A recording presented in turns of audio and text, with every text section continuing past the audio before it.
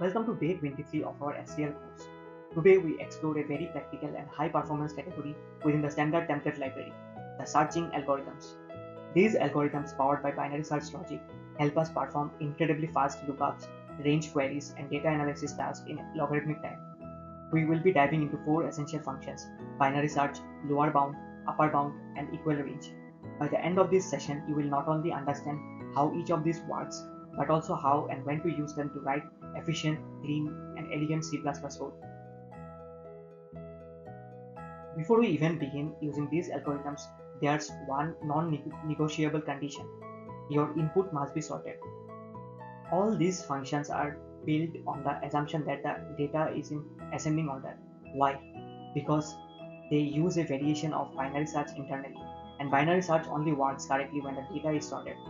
So whether you are using vectors or arrays, make sure the data is sorted before applying these algorithms. If not, the results will be unpredictable and incorrect, which can be a huge issue, especially in production or competitive programming environments. Let's start with the most straightforward one, binary search. The syntax looks like this: binary search start, end, value. This function checks if a value exists in the given range. It returns a boolean true if the element is found, false otherwise.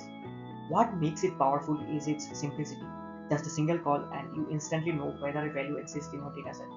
Use it when you don't need the position of the element, just a yes or no check.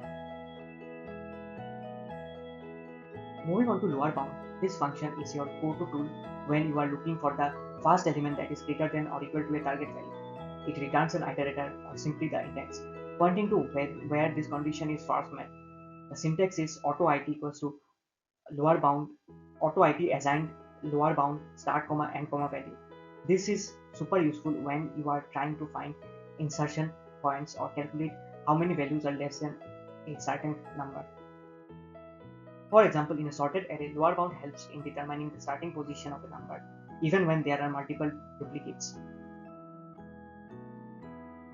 Now let's talk about upper bound.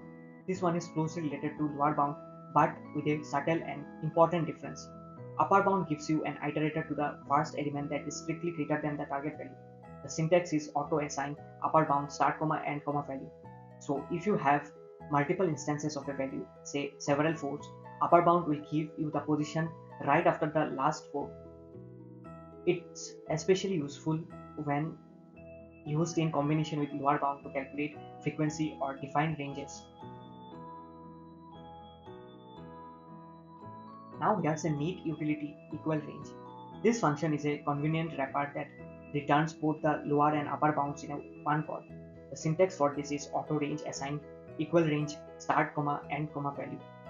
It returns a pair of iterators. The first one points to the first element not less than the value, same as lower bound. The second one points to the first element greater than the value, same as upper bound. This is especially handy when you are working with sorted data containing duplicates. It allows you to quickly get the range of equal elements, for example finding how many 4s exist in a sorted vector. Let's visualize this concept with a real example. Suppose you have the sorted array 1, 2, 4, 4, 4, 5 and 6. Lower bound 4 will return the index of 4, which is 2. Upper bound 4 returns index 5, the first number greater than 4. So the equal range 4 gives us a subrange from 2 to 5 that includes all the 4s, and binary search 4 will return true because 4 exists in the array. Understanding how these positions map in a sorted container helps us design range-based queries and frequency calculations with high performance.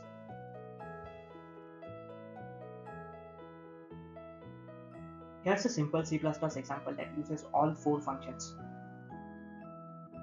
This code snippet demonstrates the power of STL's searching suite. You can quickly check for presence, get positions, and find subranges all in logarithmic time. So where exactly do these searching functions shine? In counting frequency, like how many times a number appears in a sorted array. In range queries, such as how many elements are less than or equal to a value. In competitive programming, where time efficiency is critical, or when you want to use sorted vectors as a lighter alternative to sets and maps. for cache-friendly performance. The best part is all these functions run in log time. So even with large data sets, you will see consistent, blazing fast performance. To truly master these functions, try solving problems like count the number of times a particular value appears in a sorted array, find how many elements are less than or equal to a given value, count the number of elements between two values A and B, implement a binary search with a custom comparator such as for descending order or structs.